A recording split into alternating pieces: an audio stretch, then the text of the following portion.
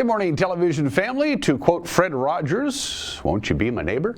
It is the 9th day of August. It is 2023, and it's the day after Tuesday, but the day before Thursday. That means it's Wednesday.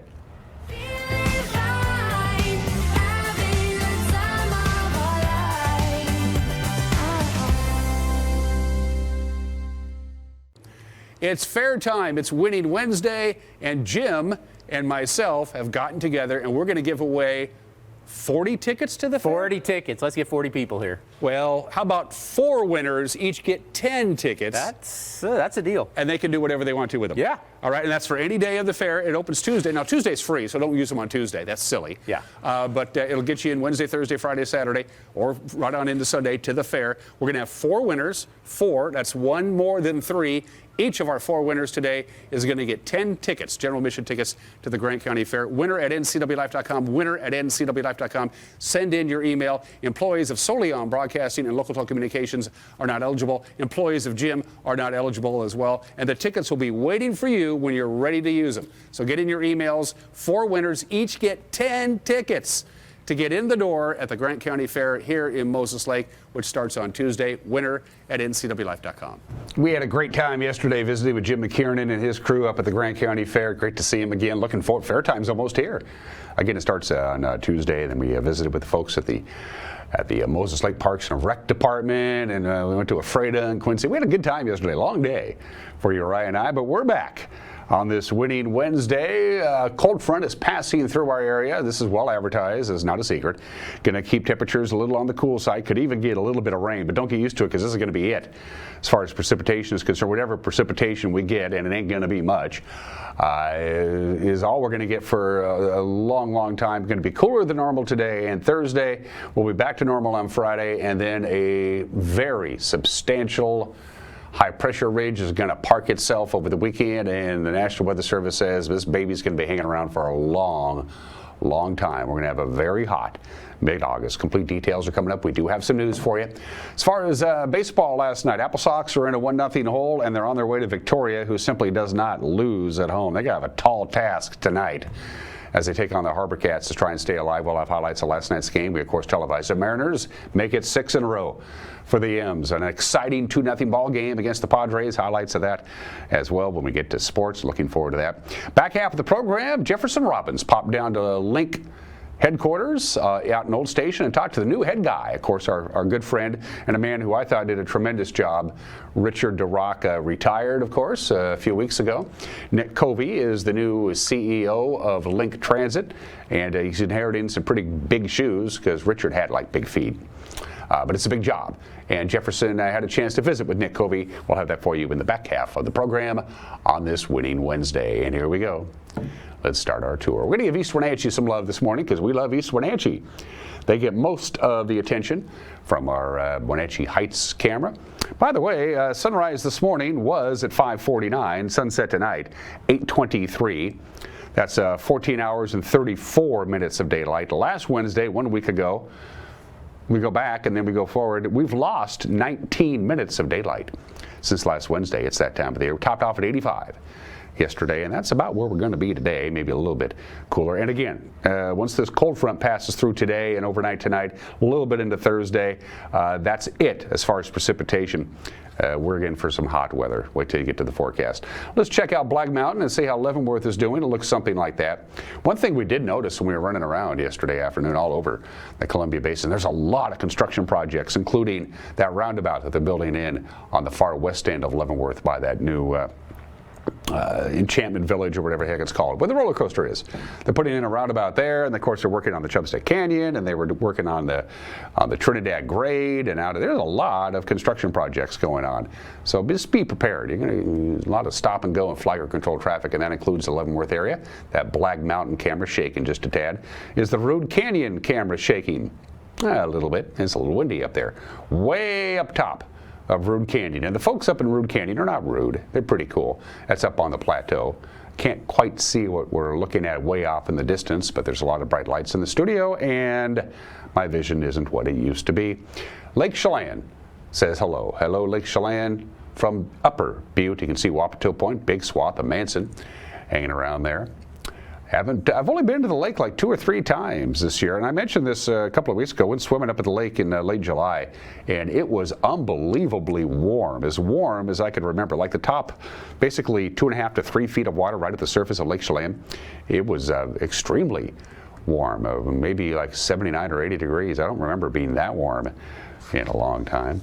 Anyway, good morning to Lake Chelan from the National Weather Service.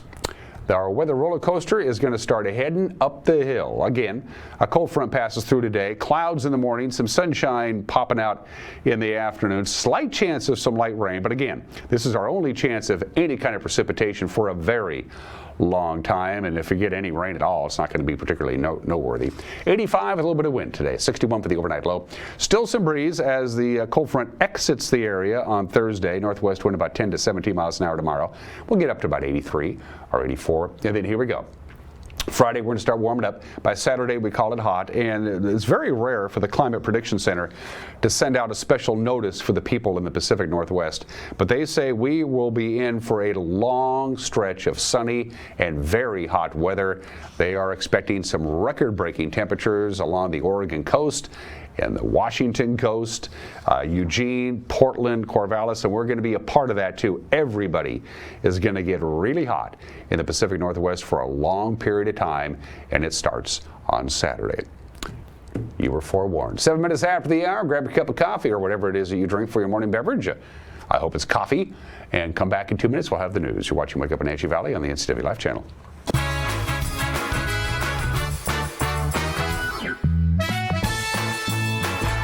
We're turning up the heat with the hottest deals of the year. Right now, during the hot summer clearance sale, only at Click It RV. #1 in sales and service. The best RV brands. Over 1,000 to choose from. And the best deals of the year on remaining 2023 model year-end clearance with incredible 30% off. Brand new RVs discounted up to 30%. Save thousands. Plus, no payments until 2024. During the hot summer clearance sale. Now, only at Click It RV. 5 superstore locations. Hurry in today. I chose a career at Kuntz South because I wanted to help people, and I knew there would be opportunities for growth. I started as a medical assistant, but quickly advanced in my career. I received 5 promotions in only 7 years, 3 of those in management roles. Most organizations don't offer that type of growth. Now, as a career pathway coordinator, I let everyone know. Come join Kuntz South. Come grow with us.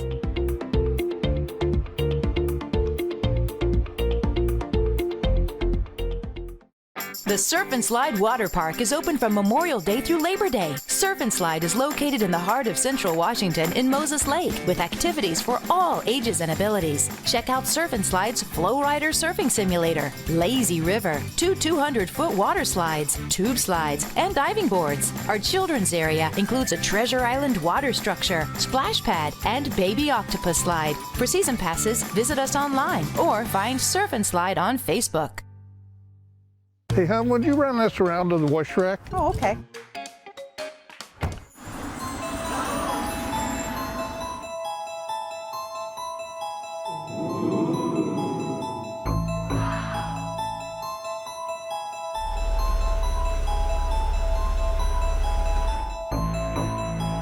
Hey, hon, what happened? They shrunk the truck. The all-new midsize Canyon is now available at Sangster Motors.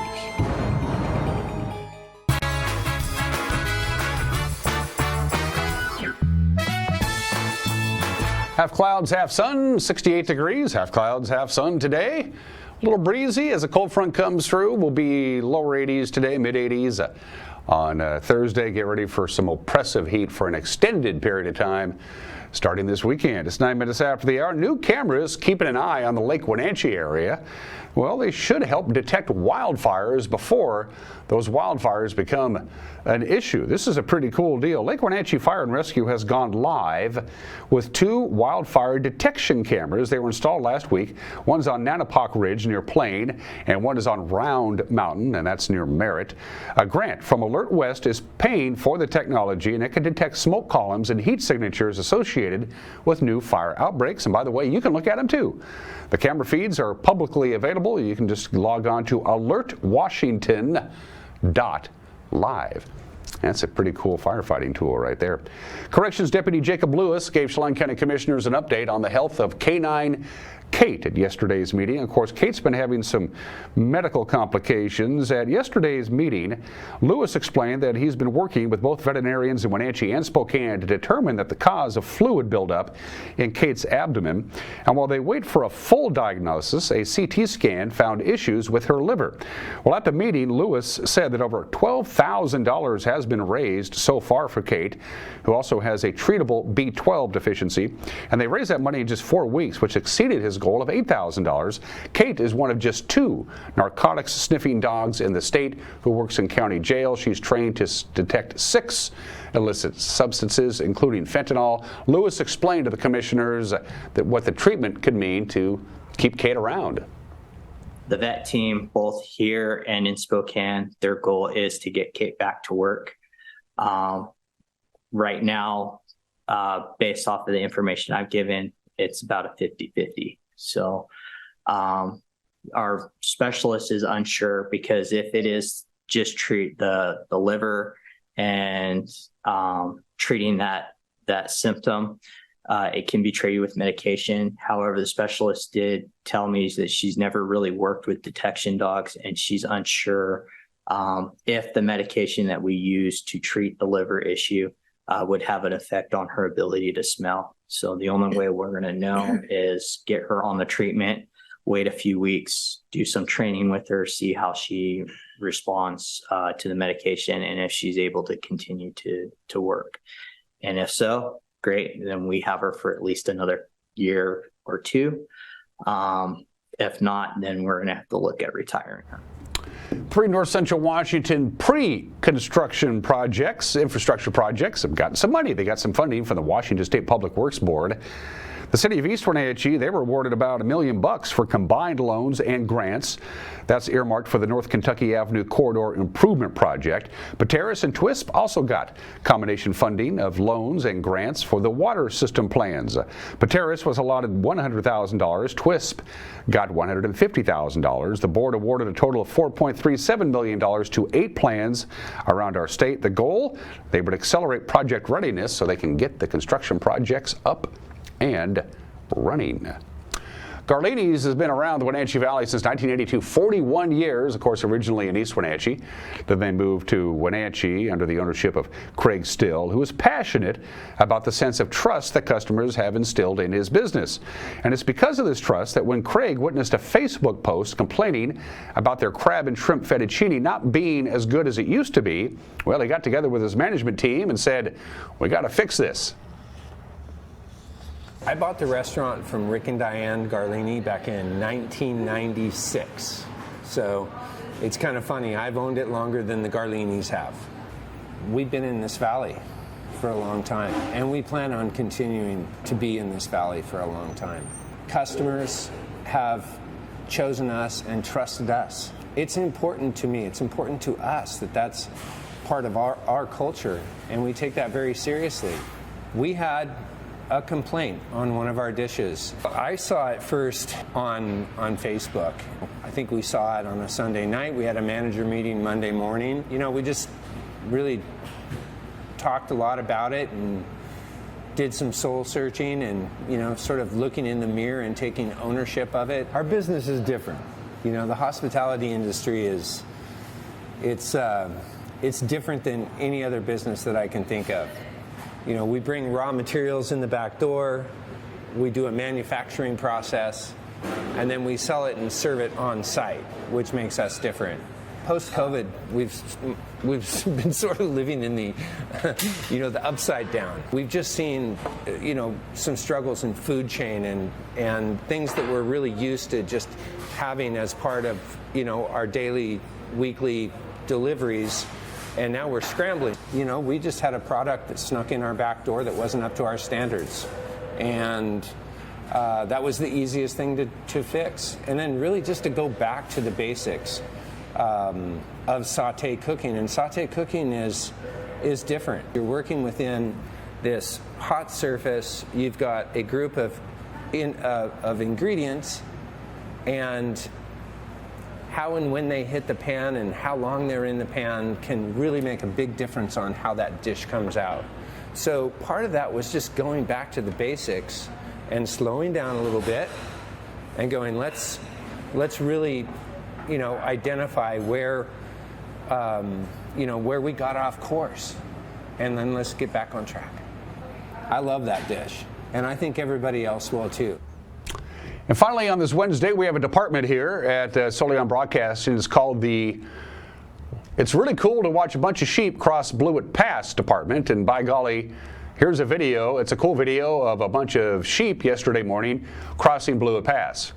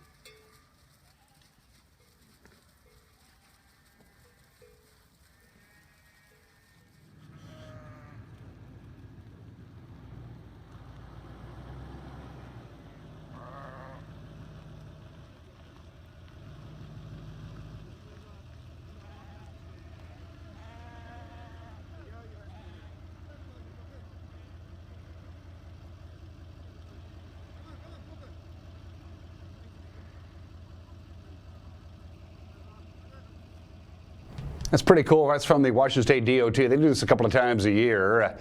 The owner of the sheep wants to get the sheep up above Blewett Pass, up into those beautiful meadows where they can munch down and all that good green grass, but he's got to get them there. That means crossing Blewett Pass, so they do this a couple of times a year. This time of the year, they get up to the high country and gobble down, get big and fat, and then come late October, they do it all over again and going back in the other direction.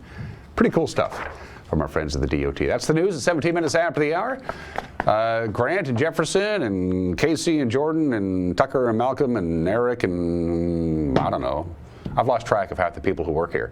But they do a pretty good job putting together the news, and you can watch the news at 5 o'clock, 6 o'clock, and 10 o'clock on television, or if it doesn't work for you, it's online on our Facebook page, on our YouTube page, and on our homepage right at 5 o'clock each night. And if there's something out there you think warrants our attention, get a hold of us so we know. When we come back, highlights of a Mariner victory and an Apple Sox loss. Sports in 2 minutes. You're watching Wake Up Wenatchee Valley on a winning Wednesday on the NCW Life Channel.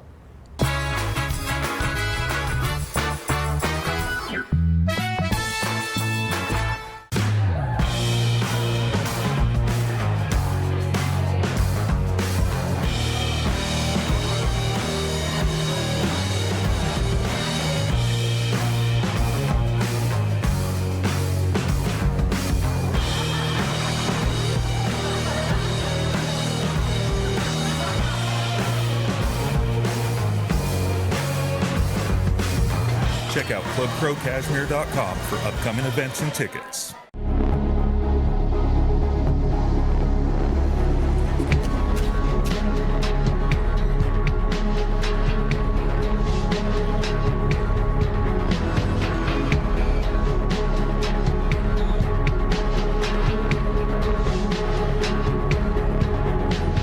Walkabout Grill, open 7 days a week for lunch and dinner in downtown Wenatchee and now downtown Leavenworth, where eating out is eating healthy. I've waited too long, now I'm jumping back in. My pockets stay fat, but your wallet is thin. Let's go. Everybody sing the sounds like if you know. We don't really want to wait too long, the fate prolonged to sing our songs. Every day is another chance to make our stand, seal the plan. Do you really know who you are? You're a shining star right now. My name is Anna Marie. I've lived at Prestige here for 6.5 years, and I love it. They just made you feel so welcome. I love my room. I get 3 meals a day, do as I darn well want to. I've loved it ever since I moved in. Mom's a wonderful, wonderful lady. She deserved the very best, and I got it for her here at Prestige.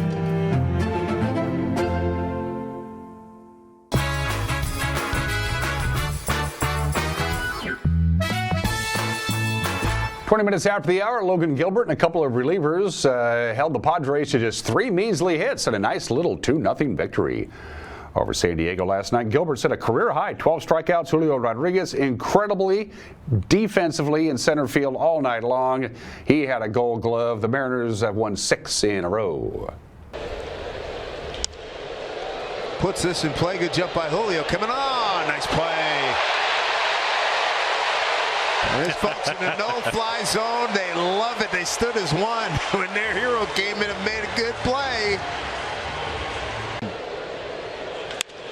Straight away center. Julio gauging, looking, jumping, and he did not get it. Oh, he did. Yeah, he did. Oh, he did get it. Oh man, you want to talk about psych? Tatis went into his home run trot routine. Oh, brother. And now he has one of the slowest walks back to the dugout. Thank you. Again, perfectly timed. Make sure he has enough room away from the wall so he doesn't get caught up on it, but that is just perfect right there. Ball, 2 strikes. Slicing drive, left center field, long run Julio. Long run Julio made it look easy. Oh my goodness. 3-1 pitch. Oh boy, a late timeout. Grand Way. Clock violation. Ball 4, run scores. How about that? That's the easiest RBI Cal will ever get. Take it. Rides it center field. Grisham, long run. Going back. Off his glove. Rolls up the top of the fence. Scoring easily is Murph. Digging for 3 is Dillon. He'll get there standing. RBI triple. 2-0 Mariners. Demo with his first triple of the season. Goes to Machado. Bouncing ball. JP flipped to second. Mariners have won their 6th consecutive game. A 2-0 shutout of the San Diego Padres. The boys are rolling right now. For the Mariners, their 11th shutout and another tight, close loss by the San Diego Padres. Rock on, Mariners. Manager Scott Service says Logan Gilbert has added a pitch to his repertoire that has made him a much harder pitcher to hit. Against a really formidable lineup, to do what he did and how he did it, pretty impressive. It doesn't get much better, and Logan's always hard on himself, doesn't get too excited, too high, too low, but he should feel really good about it tonight. Awesome stuff. He went out and had all of his pitches working, the execution, the sequencing of those pitches. Anytime you can go through a lineup like that, and the split finger has really made a huge difference for him. That, along with the consistency of his slider. He's always had a good fastball, but the other pitches working together, and I thought he and Murph did just an awesome job tonight. But got a little help from his center fielder as well. Unbelievable defense tonight. To watch Julio go after balls in center field, it is about as good as I've ever seen. He can cover the ground in the gaps, going up over the wall, catching that ball, coming in on one.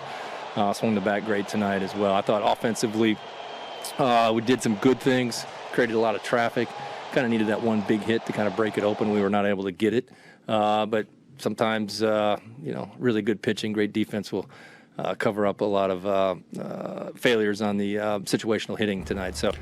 Dylan Moore was 1 for 2. He had an RBI triple, and J.P. Crawford was 3 for 4 in the leadoff spot. You got to like that. 2 teams wrap up the 2-game series tonight, 6:40 on Root Sports Northwest. To the Les Schwab scoreboard of the American League West, Kyle Tucker's grand slam home run completed a Houston comeback. Astros knocked off the Orioles in Baltimore. The final was 7-6. Mike Moustakas was 2 for 3 with a run and a couple of RBIs. The Angels beat the Giants 7-5. And Max Scherzer is liking life in Dallas. He won his 2nd game in a Ranger uniform. He held Oakland to a 3-hit shutout, beat them 6-0. Corey Seager picked up the 3 hits on the night. Remember him? Including his 19th home run. The Apple Sox gave up 3 runs in the first inning, never got them back. They lost to Victoria last night, Game 1 of the West Coast League playoff series. The final was 6-2. Samuel Round couldn't get out of the first inning. He walked 2 batters, hit 2 others. The Harbor Cats built a 3-0 first inning lead, and it wouldn't be until the 3rd that the Apple Sox got on board. Eric Granstrom and Brandon Schmitten with the call right here on this TV station. Persons at third, Carney at second, Sweeney at first. Pitch swung on and a ball hit into the left field for a base hit. 1 run's going to score. They're going to try to score 2. Here comes the throw home, and he is out at home. That was a great relay right there. And did you see how the catcher coach is going to come out here because what coach is going to... Okay, we got some John here going on between the base runner and the pitcher. And a little tense moment because the pitcher covering home. The argument here by Coach Darlington is he was not given a corner of the plate to slide to. The entire plate. Yes. The catcher blocked the entire plate. Tyler Davis received the relay from the third baseman, Jack Johnson. Beautiful throw from Dallas Macias. Was it the third baseman or the shortstop? Okay. Third baseman, yeah. And then Jack Johnson relayed it home where the catcher was, absolutely blocking the base. Right, and the rule is you have to give one corner of the plate for the runner to slide to.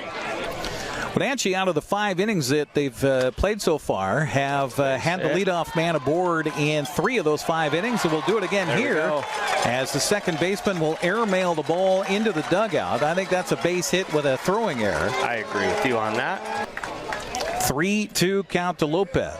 Nobody out, runner at third. And the pitch on the way to the plate. Swung on a hit to the left side of the infield. Shortstop Shoup will field and the throw is in time. But a run will score. It's now 5-2. McNeil shakes off 2 signs from Tyler Davis. Now has the one he wants, and here it comes. It's a check swing. Strike 3 called, and gone looking is Kearney. And gone looking are the Apple Sox as they look at Victoria celebrate on their home field for the first time this summer. Apple Sox batters struck out 10 times, and Apple Sox pitchers issued 6 walks and a hit for Victoria batters. That usually doesn't get the job done. Game 2 tonight in Victoria, 6:35.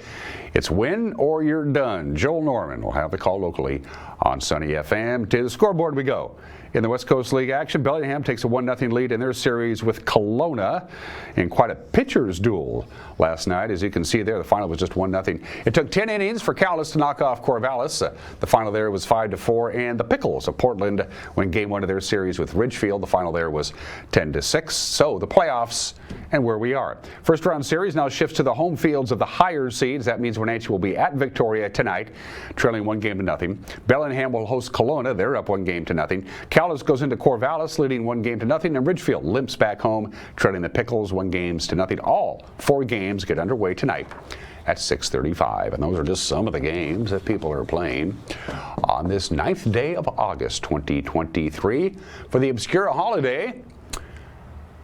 Happy National Veep Day. It's National Vice President Day. That's the vice presidential seal. Of course, the vice presidency, second in line to the presidency, they basically sit around in their office and, how you feeling? You doing all right? Of course, it started out as a consolation prize. From the first few presidential elections, whoever got the most electoral votes was the president. Whoever got the second most electoral votes was the vice president. They should bring that back. Wouldn't that be cool? Wouldn't that be cool if, like, Donald Trump was Joe Biden's vice president or Hillary Clinton was Donald Trump's vice president? Now that's entertainment. They don't do that anymore. 14 vice presidents have become presidents. 8 because the president died in office. 5 were elected in their own right. And 1 because the president quit. And that's why August 9th is National Veep Day. We'll get to that in just a little bit. We had 4 vice presidents between 1973 and 1977. First of all, we had Spiro Agnew, my personal favorite vice president, because the guy was just, I just love Spiro Agnew. He's just absolutely my favorite vice president. He quit, because he was scandal, tax evasion, bribes, that kind of stuff. So he was out, and Gerald Ford is in, and then Nixon retired, so Gerald Ford moves up, and then Gerald Ford brought in Nelson Rockefeller, and then Gerald Ford lost, and then Walter Mondale became vice president. So in a very short period of time, a little over 4 years, we had 4 vice presidents. That's kind of crazy. And until 1974, the vice president lived wherever the heck he could, and he had to pay for it. There was no White House for the vice presidency until 1974. Harry Truman and his wife Bess, when he was vice president under Roosevelt, just lived in their apartment on J Street in Washington, D.C. That's just the way it was. Finally, in 1974, they said we need a home for the vice president. It's the The address is One Observatory Circle. It's the grounds of the Naval Observatory in Washington, D.C. And that's what it was until in the 1920s when the guy who ran it liked it so much he just moved in. Finally, they decided in 1974, vice president needs a permanent home. If the president has one, the vice president should have one as well. Pretty nice place, too. Nice spread. Good place to go. So in 1974, they got it. They started remodeling it for Gerald Ford, but he never moved in because by the time they finished remodeling it, he was the president. And then when Nelson Rockefeller became vice president after Ford, he said, I don't want to live there. Nelson Rockefeller had more money than God, so he could live wherever he wanted to. He ended up living all over the place. So even though it was 1974, Walter Mondale became the first vice president to actually live in the vice president's residency. Happy Veep Day today. Hello, Joe. This is Kamala. How you feeling? It's 31 minutes after the hour. Today in history, happy birthday, Smokey Bear. Smokey Bear, the United States Forest Service and the Wartime Advertising Council. This is 1944. We were in some sort of war. I forgot the name of it. They released posters featuring Smokey Bear. And there is Smokey Bear. And Smokey Bear is still the mascot, if you will, of the Forest Service because only you can prevent forest fires. And for a long time, in the 60s and 70s, there was a real-life Smokey Bear, a bear that lived at the National Zoo in Washington, D.C. It was badly burned in a forest fire. I want to say New Mexico or Arizona, I forgot now. Badly burned as a cub, almost died, he recovered, nursed it back to health, realized they could never reintroduce this bear to the wild, so it went to the zoo and lived in the zoo, and they named it Smokey Bear. Happy birthday, Smokey Bear. Only you can prevent forest fires, and now it's only you can prevent wildfires. We've changed that. 78 years ago today, well, we bombed Hiroshima. That didn't work. You think one atomic bomb would get the job done, but the Japanese still didn't surrender, so Harry Truman said, fine. If Hiroshima didn't convince them to quit the war, we'll try it again. So Nagasaki gets the atomic bomb 3 days after Hiroshima. Fat Man dropped it. It finally got the job done. 35,000 people are killed almost instantly. About 28,000 Japanese war workers were killed. The idea was to bomb Japanese munitions plants so they couldn't make bombs anymore. About 5,000 Koreans, POWs, they were killed as well. That finally convinced Japan to not do this anymore. August 9th, 1965, 58 years ago today. Normally, a country earns its independence by throwing out the shackles of the oppressed mother country. We did it, and, or they get rid of the king or the queen or whatever. Malaysia got tired of Singapore and threw them out. Now, that's one way to gain your independence, yeah. Singapore is expelled from Malaysia on this date in 1965. To this date, and I did some research, Singapore is the only country to gain their independence without wanting to gain their independence. They didn't want to leave Malaysia, but Malaysia didn't want them around anymore, so they threw them out. They said, start your own country, Singapore, so they did. It worked, anyway. That was 58 years ago today. Two entirely different deals. Living in Los Angeles in the August of 1969 must have been nerve-wracking. August 9th, 1969, 54 years ago today, Sharon Tate murdered. Abigail Folger, Wojciech Furtowski, Jay Sebring, and Stephen Parent. 5 people are stabbed to death in the hills of Los Angeles. Of course, followers of Charles Manson did it. The worst one of all of these was poor Stephen Parent. Wrong place, wrong time. He was looking to buy some stereo equipment from the guy who lived there. Was just parked in his car. He was the first one to go. We will talk about this again in a couple of days. And 49 years ago today, Richard Nixon resigned. Of course, he announced on August 8th he would resign at noon. On August 9th, 1974, and Gerald Ford became president. Here's a little clip from CBS. This is the south side of the White House, the side that faces the Washington Monument, Turning Basin, and the Lincoln Memorial. They are emerging from the so-called diplomatic entrance downstairs. There is the man who will be president in another couple of hours, Gerald Ford and his wife, Betty Ford. Vice President Ford this morning, as he left his home to to come here for this occasion, said it was indeed one of the saddest incidents that he's ever seen. There's the president waving goodbye, and you hear the applause.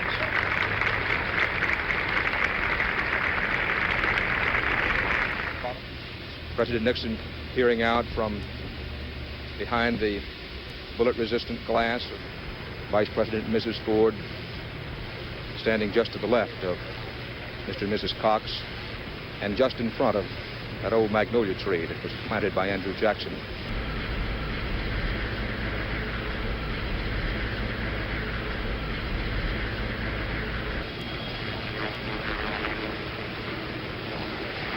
President Nixon's helicopter going over the fountains of the White House South Lawn, over the back black fence, high over the ellipse.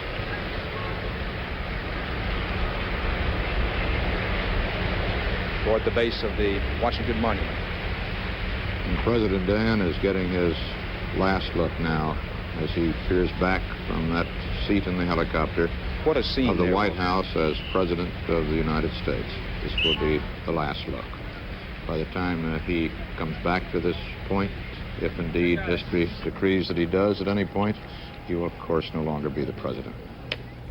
That was in the morning of August 9th. 1974. Whatever airplane the president is on is automatically dubbed Air Force One. So he was on Air Force One somewhere over Missouri, I think, when Gerald Ford took the oath of office. And when the time the plane landed in California, he was no longer the president of the United States, and the airplane was no longer Air Force One. And finally, at 37 minutes after the hour, two heavenly birthdays, the legendary actor Robert Shaw. He was great in To Russia with Love, the James Bond movie, and of course, A Man for All Seasons, which is a fantastic movie. Check it out if you haven't seen it. But most people know him from Quint in Jaws, and of course, Doyle Lonnegan in The Sting. And The Sting would not have gotten made without Robert Shaw. They wanted to make the movie, you know, they were going to hook up Robert Redford and Paul Newman again, just like they did with Butch Cassidy and the Sundance Kid. But somebody had to play the bad guy, Doyle Lonnegan, and nobody in Hollywood wanted the gig. And the producers and the directors and the actors said Robert Shaw would be great as Doyle Lonnegan.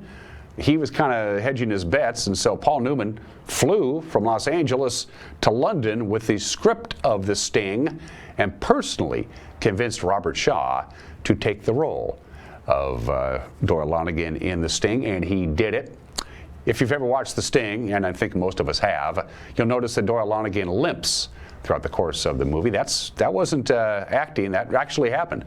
2 days before, a couple days before principal shooting began on The Sting in Los Angeles, Robert Shaw was playing racquetball and slipped and twisted his knee, so that's a real live limp. He made one small mistake, though. He insisted, if he was going to make the movie, insisted on equal billing with Paul Newman and Robert Redford.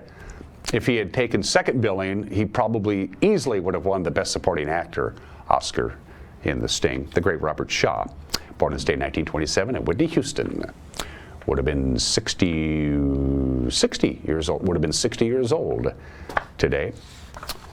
Didn't make it that far.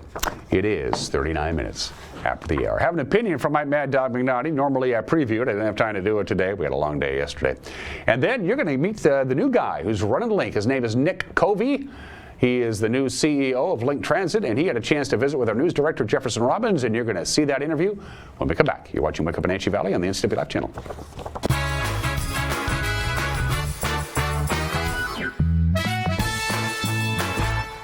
Dear Mary Maids, just got home from a trade show and I didn't have time to pick up the house. Kids made chili. Jeff did a mud run. Oh, and Winston shredded Teddy's bed. Again, please clean it the best you can. Oh, except for the statue Max made for me.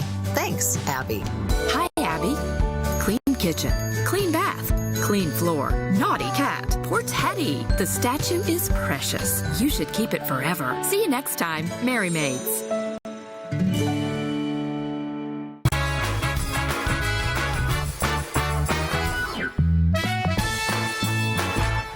Hey, this is Mike Mad Dog McNaughty, and everybody is entitled to my opinion. Now, a young couple I know got married.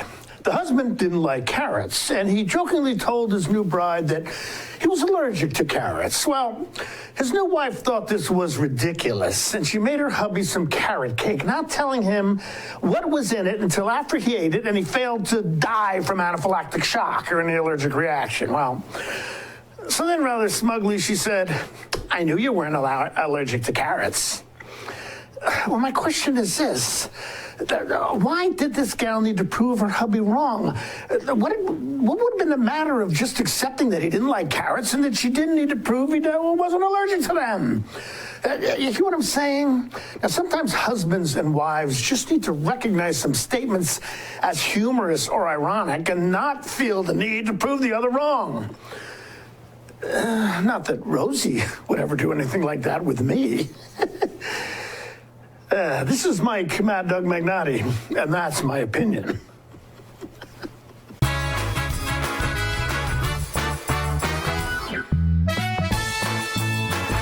Hey, welcome back to Save Mart. What can we help you find today? We're looking for a mattress. Oh, right this way. We got a large selection. We have this pillow top here. Ah, comfortable. We have more to choose from down here. Oh. I think I have the perfect one over here for you. I guess we'll take this one. You'll find it at Save Mart. Full service at a low, low price.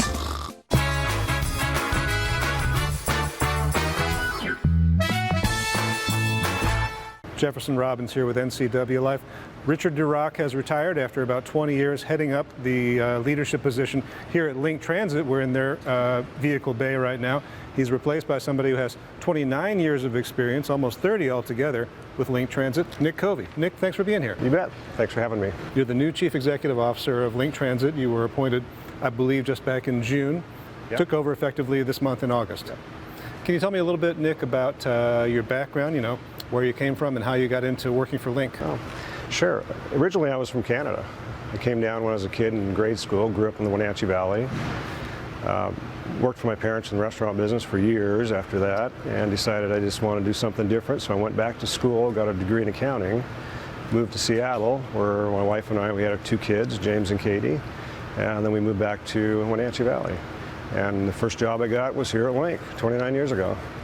So, and I started out as an accountant. A couple years later, I was promoted to the finance director, where I've been the finance director up until this last year officially. And we've had some great people take over that role. I've been the manager of the maintenance facility, not vehicle, but facility maintenance, planning, IT, a brief stint in HR, and so I've got a pretty good feel of what's going on here at Link Transit. It sounds like you've touched almost every aspect of the organization pretty at some much, point. Yeah, pretty much. Operations is still a mystery, I tell you. That's a complicated, it's complicated to see how that works, but they do a good job there. But you'll learn more about it as you go along, I'm sure. Oh yeah. It's I think you're always learning about, no matter where you're at, you're continually learning. I mean, and I learned like these electric buses you see right sitting back here. We got about 12 diesels left. We have 23 electric buses now, and we're constantly learning about those. And the technology is changing. The new buses we have, the 23 we currently have a range of about 130 miles. The new buses we've just ordered that we get in 2 years have a range of 230 miles. So it changes how you can use them through your routes too. So the way public transit has worked in the Wenatchee Valley is changing, but it's still public transit. It's still a means for people to get where they're going affordably and conveniently.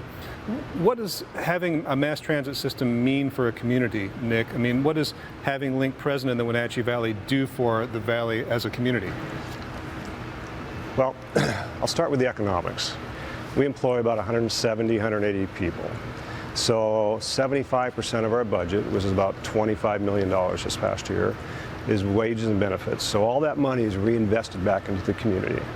We have a lot of capital projects that we develop, park and rides, roundabouts. We're developing the roundabout in Leavenworth. We built the little connector down at the south end, developed the 3rd and Rock Island Park and Ride. We bought some property in Hay Canyon.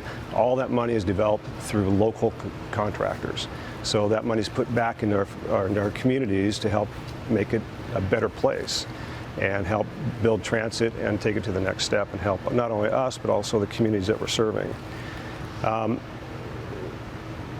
Then we have I'm going to say 4 different types of service. We have our fixed route, which is our big buses, these ones here. They're on a fixed route. We operate approximately from 5 a.m. till 10 p.m. at night. And we do that 5 days a week. Saturday we operate, I think it's 6 a.m. to about 9 p.m. and Sunday from 6 a.m. to about 5 p.m. So we have service 7 days a week now, and that was something new in the initiative. We just started out Sunday service for the first time in 30 years. We started that in 2020.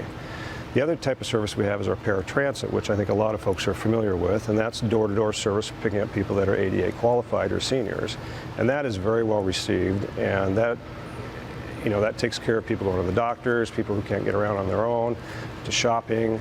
Sundays it's been very popular with our church group, taking people to church. So paratransit is a big need in our communities, and we serve it very well. The other one is a rideshare program we started this past year, and we have our Jessica Horta, who just put that together for us, and she just won an award for 30 under 35, and we went to her banquet last week.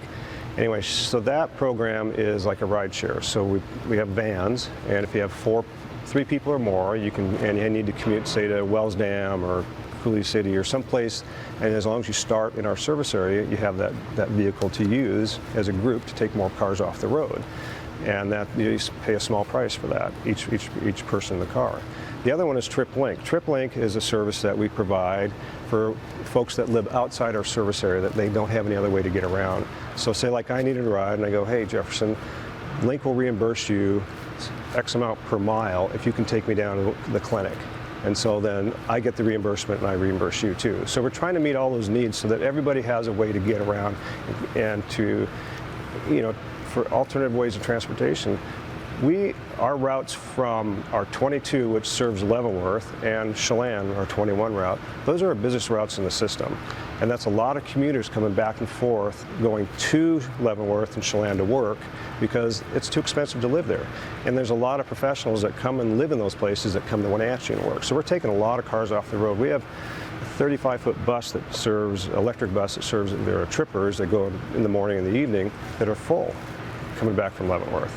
So I think it benefits not only the people that need it, but also the people who are conscious or just wants a different way of looking for transportation. It's not just a way to get around your community, but it also joins communities. Oh, well, Link. The name Link is linking. It was made up by linking the communities together, because we serve Wenatchee, East Wenatchee, Malaga, Rock Island, Waterville, Chelan, Manson, Leavenworth, Shaston, Cashmere, and we link all these communities together. And to achieve that mission, you have, in the recent past, tried to sort of expand your service, expansion of routes, expansion of scheduling.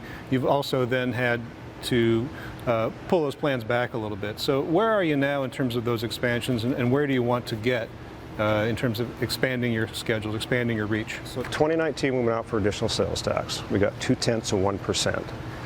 And then COVID hit. And so that threw a wrench in the expansion. But even though COVID hit, we implemented Sunday for the first time and it was July of 2020. We've actually made between 50 and 60% of what we said we would do with that money. And so we're moving forward. The hardest part that we had was actually getting enough operators. Until recently, for the last 3 years, we've had classes of 1 or 2 people, and then we have 2 or 3 people leave, so it's kind of a wash. We currently are having a class graduate now. They're out riding around of 10 people. We have a new class starting of 19 people for operators. So that's getting us up to that point where we can actually accomplish what we said we would do in this 6-year period. And not only that, but we're also investing in communities, like I say, with the roundabout, with park and rides, helping with sidewalk improvements, things like that they're transit-oriented, transit-related, but we can also use that money to help not only us provide better safe stops, lighted stops, shelters, and pullouts, but also help the community get those projects done. There's been a movement recently on the board of Link where let's take part of this 0.2%. There's 0.1% that hasn't come into effect yet, isn't being gathered as a tax. Let's take that last 0.1% and ask the voters if they still want it. That was a movement at the most recent Link Transit Board meeting. Right. If that second 0.1 were to go away, if voters were to say, we decided we don't want to pay for this anymore, what does that do to your 6-year plan? Where does that put your finances? Well, it would be a challenge. So each tenth roughly is about $3.8 to $4 million.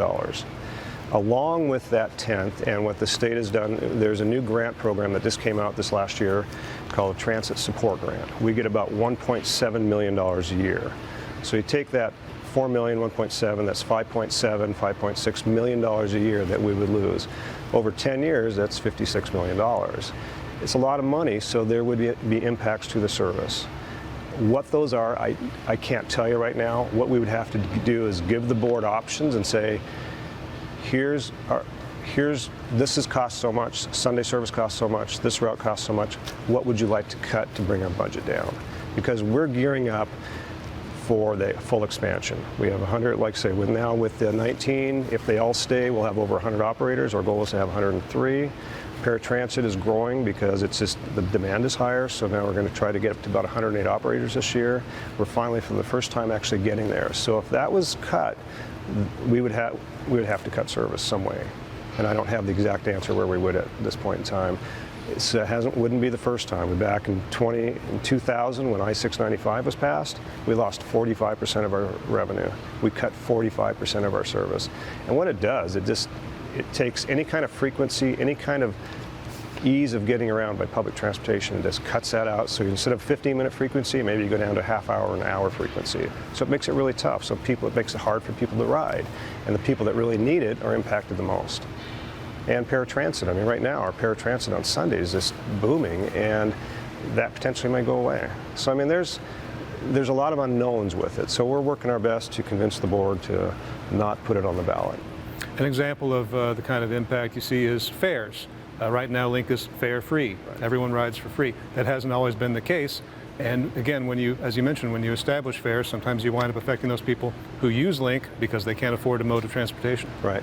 Well, fares are an interesting thing. A lot of people say you should have skin in the game. You pay to ride, and that's true. A lot of the folks that would think that you would keep off the bus have social services where they can get passes, so they would potentially ride. The ones that, like you just mentioned, the families that have maybe one car and 3 or 4 kids, they're the ones that are impacted because they can't afford it.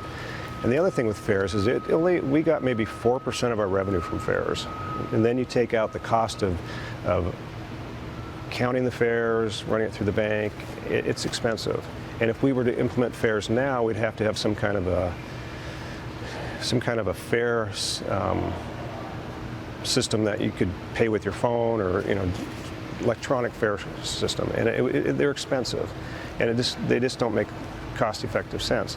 And the most important thing about fares right now is we get incentives from the feds because we're a small urbanized area, so we get formula funds and we get stick funds, small transit intensive city funds, and there's 6 incentives we get from those, and we currently get 5 out of 6.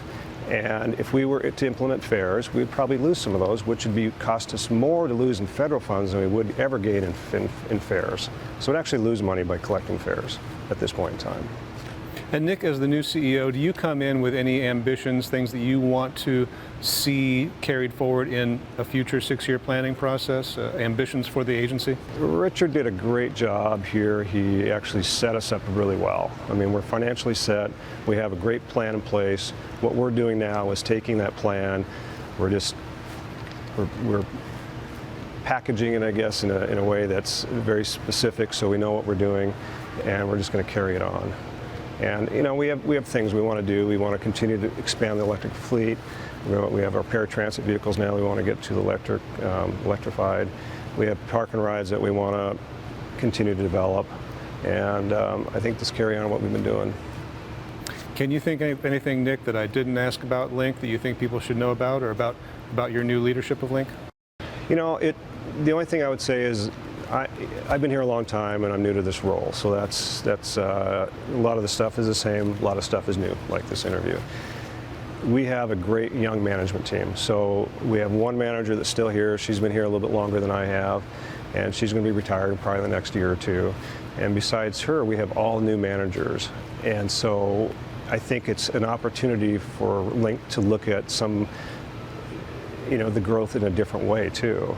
And they bring their own set of skills and technology and thoughts and innovations that maybe the old guys like me don't have anymore.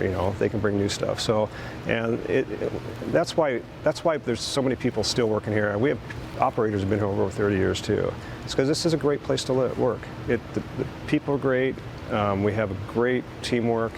We have this Sunday. We have our annual picnic. We get together every quarter for meetings.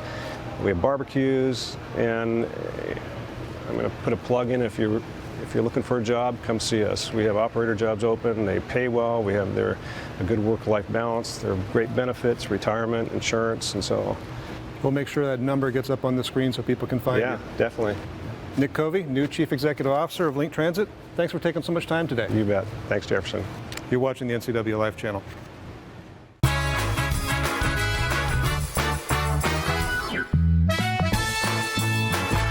So, how's Evan? Well, he's all grown up now, but I worry about him. So many dangers in the world. COVID, the environment, the opioid epidemic. Yeah, I hear opioid misuse is on the rise. I don't even know how to start a conversation with him. This might help.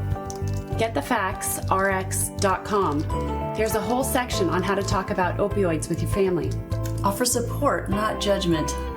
Cool. Talk to your family about the dangers of opioids. Visit GetTheFactsRx.com.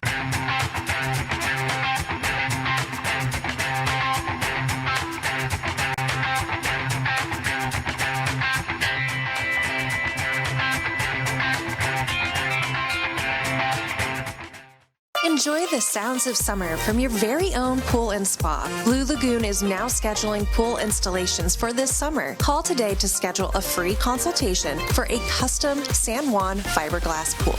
And let the experts at Blue Lagoon handle the construction, installation, and regular maintenance. Turn your boring backyard into vacation paradise this summer with industry-leading San Juan pool. No need to go off the deep end. Relax knowing you're in great hands with Blue Lagoon Pool and Spa. If you are looking for dependable car service and repair, visit the good guys at Quick Lube and Tune. They've been keeping cars and trucks in the Wenatchee Valley running smooth for 35 years. Quick Lube and Tune is your hometown shop for a 10-minute oil change, complete tune-ups, alignments, brakes, mufflers, air conditioning service, and more. Get more life out of your vehicle by bringing it to the local guys you can trust at Quick Lube and Tune on South Wenatchee Avenue.